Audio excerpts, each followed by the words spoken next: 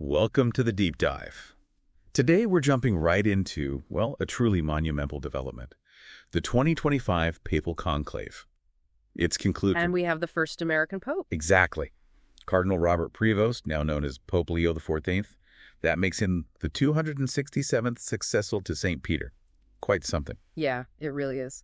And for this deep dive, we've pulled together quite a bit news reports covering the details of the conclave itself, expert analysis on what this means for Vatican leadership, pieces looking at the significant challenges the new pope faces, and of course, biographical info on Pope Leo XIV himself. Right.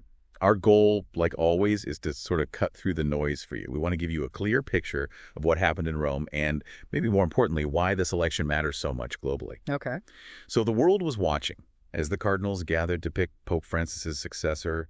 What was the feeling like, leading up to it? Well, the air in Rome was definitely thick with anticipation. I mean, you could feel it. Security was obviously very tight, loads of police visible around the city. Understandable. And meanwhile, you had 133 cardinal electors flying in from, everywhere, basically, all coming together for this very old, very private ritual.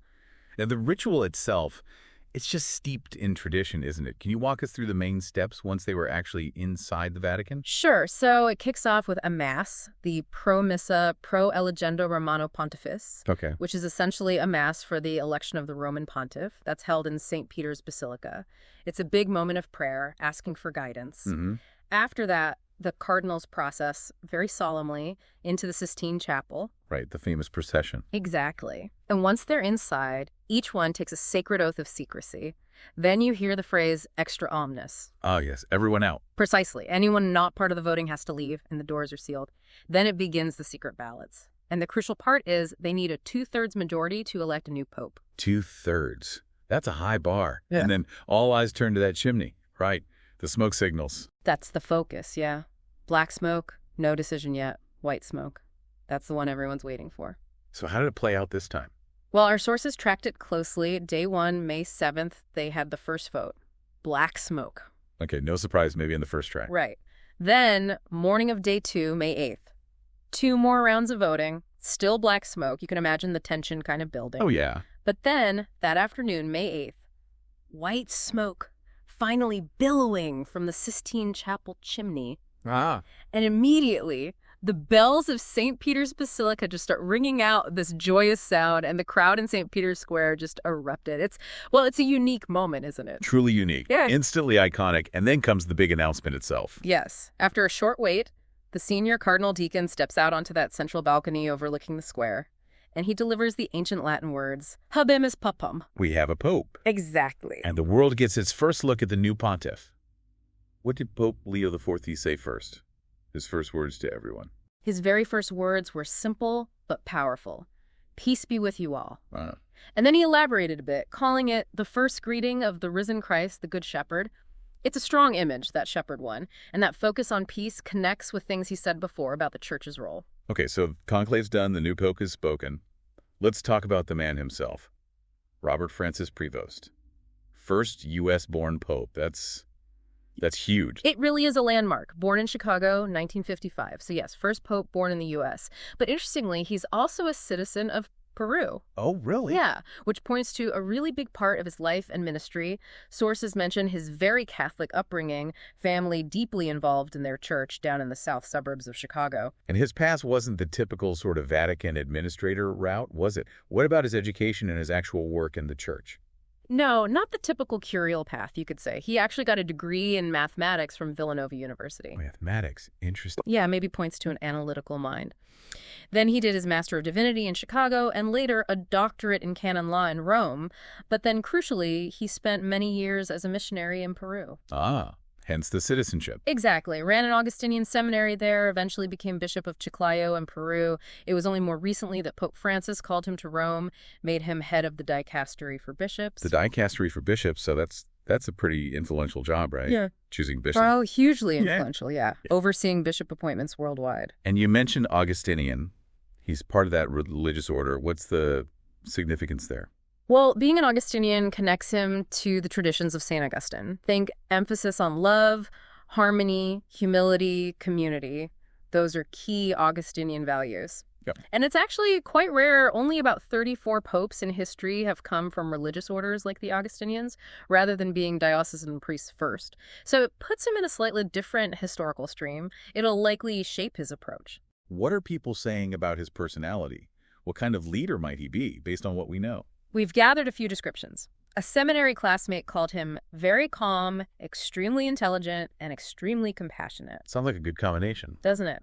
And a Vatican journalist described him as pragmatic, someone who, quote, gets the job done, not a showboat. Okay, focused. Seems so.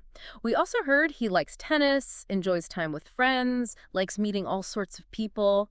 And here's a fun detail his brother shared. Apparently, he watched the movie Conclave right before the real one. No way. That's fascinating. Talk about preparation. Right. Maybe gave him some insights. Or maybe just nerves. Okay, let's talk about the name he chose. Leo XIV. Leo itself. It's a name with a lot of papal history. Oh, definitely. A very significant name. 13 previous popes chose Leo. And one commentator we read suggested this choice marks a discontinuity not only with Pope Francis, but with all the last century's pope. Maybe signaling a kind of fresh start. A fresh start. Interesting. So, who were the big Pope Leos of the past? What might he be hinting at by picking this name? Well, two really stand out. There's Pope Leo I, known as Leo the Great, 5th century, remembered for being strong, decisive, famously met Attila the Hun trying to protect Rome. Right, standing up to power. Exactly. And he was also a major theologian, shaping doctrine. So maybe Pope Leo IV sees himself needing to be a strong leader facing today's challenges. That's Leo I. Who else? Then you have Pope Leo XIII, late 19th century, a really influential pope known for engaging thoughtfully with modernity, with the massive changes happening then, and especially for his social teaching, championing workers' rights with the encyclical Rerum Novarum. Ah, the social justice pope. In many ways, yes. So choosing Leo could also signal an intention to engage creatively with today's complex social issues of justice. So choosing the name, it's really more than just picking a name you like. It's a statement. It really seems to be. It often reflects the qualities a new pope hopes to embody, gives clues about the spirit and direction and vision for the pontificate. And there was something about what he wore initially. Yes, that caught some eyes too. He appeared at first wearing the traditional red mozzetta, that short cape, Okay. which is more associated with popes before Vatican Seceta. Pope Francis and Benedict before him mostly favored a simpler white version. So some observers read that as maybe another subtle signal, perhaps towards a more, quote, traditional direction in some areas. But it's early days for interpretation. Right. Lots of tea leaf reading, I suppose. So after the election, the name, people were waiting for his first proper speech, the homily. What were the main points there? A really powerful theme was the need for the church to light. His words were, the dark nights of this world. Strong imagery. Very. And he also gave a warning, quite pointedly, against reducing Jesus to just a charismatic leader or some kind of Superman. He warned this could happen even among baptized Christians, leading to what he called practical atheism. Practical atheism, meaning? Like a disconnect between what you say you believe and how you actually live your life. Faith not really impacting daily reality. Got it. Did he mention Pope Francis? He did, yes. Paid tribute to him, said he wanted to follow up on that blessing. So suggesting some continuity there, building on what Francis did. Oh, sure. And also his decision to keep the current Vatican leadership in place, at least provisionally, suggests he's taking time to assess things before making big changes. A period of reflection. Makes sense. Taking on the papacy, it's an immense task. And he inherits a church facing some pretty significant challenges, doesn't he? Oh, absolutely. A complex set of issues. And sadly, the crisis of sexual abuse within the church is still right at the top of that list. Still ongoing. Very much so.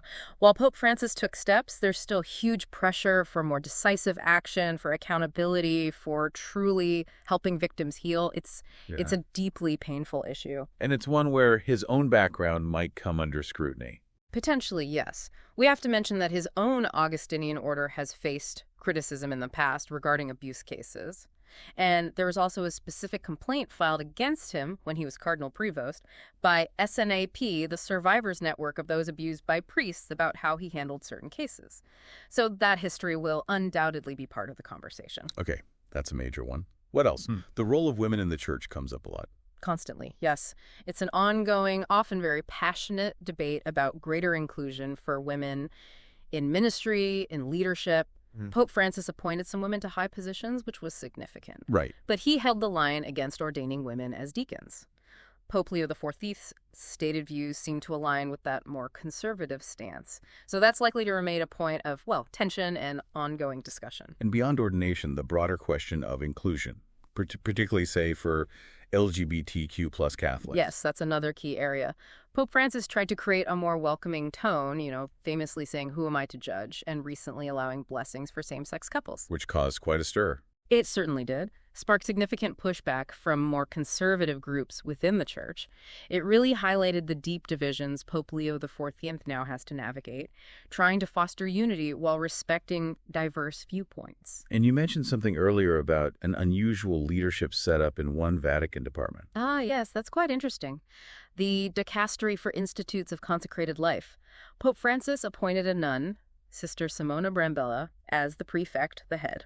A nun heading a major department. Exactly. And Cardinal Angel Fernandez Artime as the pro-prefect, essentially supporting her. So you have a non-ordained woman leading, with a cardinal reporting in some sense to her. It's novel. It raises questions about how authority and leadership are understood, maybe evolving outside the standard rulebook. Fascinating. Okay, stepping outside internal church matters, what about the bigger picture? Global challenges. Well, one huge factor is the shift in the church's demographics. The growth is overwhelmingly in the global South Africa, Asia, Latin America. Well, it's declining elsewhere. Right, in Europe especially. So the new pope has to really engage with the perspectives, the needs, the energy coming from these growing Catholic communities. It's a different landscape. And he takes over at a time of, well, a lot of global instability. Definitely. Lots of division, conflict. And specifically, the political climate in the U.S., his home country, is obviously very polarized. Has he commented on U.S. politics before? He has. As Cardinal Prevost, he offered some criticisms of the Trump administration's immigration policies, for example, and he's emphasized the Christian call to love your neighbor. Those past comments have already resurfaced. I imagine. And then there's the broader challenge of faith in a secular world. Always. How does the church speak meaningfully about faith, about meaning, in societies where traditional religion holds less sway? He touched on that in his first homily, that idea of lighting the dark nights. It's a perennial challenge. So, the election of the first American pope, how has the news landed back in the U.S.? Well, as you'd expect, a lot of excitement. A real sense of national pride, you could say. We saw congratulatory messages coming from across the political spectrum. President Trump, President Biden, former Presidents Obama and Clinton, all highlighting the historic nature of it. Even his old university. Oh, yes. Villanova University put out statements expressing great pride and celebration. Big moment for them, too. And elsewhere. Reactions from Vatican watchers, other parts of the world. Vatican journalists, the insiders, seem generally surprised, both by how relatively quickly the conclave finished, and of course that it resulted in an American pope. He wasn't seen as a front-runner by many. So a bit of a surprise pick. For some, yes. And inevitably, in today's world, you get very strong reactions online. Some more conservative Catholic commentators have been quite critical, even using terms like woke Marxist pope, based on those past political comments we mentioned. Wow, okay. So strong feelings on both sides. Very much so. It reflects the broader polarization, I think. So what's next for Pope Leo XIV? What's on his immediate schedule? Well, his first full day, May 9th, was busy. He celebrated Mass with all the cardinals who inducted him. That's a big symbolic moment. He was also expected to have lunch with the American cardinals and hold his first media briefing. Then, looking ahead, there's a prayer service scheduled for May 11th, another media event on the 12th. Okay. His formal installation Mass as Bishop of Rome is set for May 18th, and then his first public general audience where people can come see him, that's scheduled for May 21st. So, a pretty packed first couple of weeks. No kidding. It sounds like he's hitting the ground running. Yeah.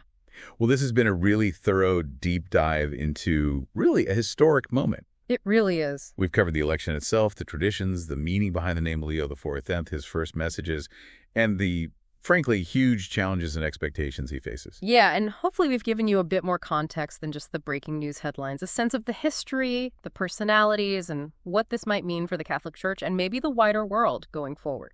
Absolutely. And maybe we can leave you, our listeners, with this thought to ponder.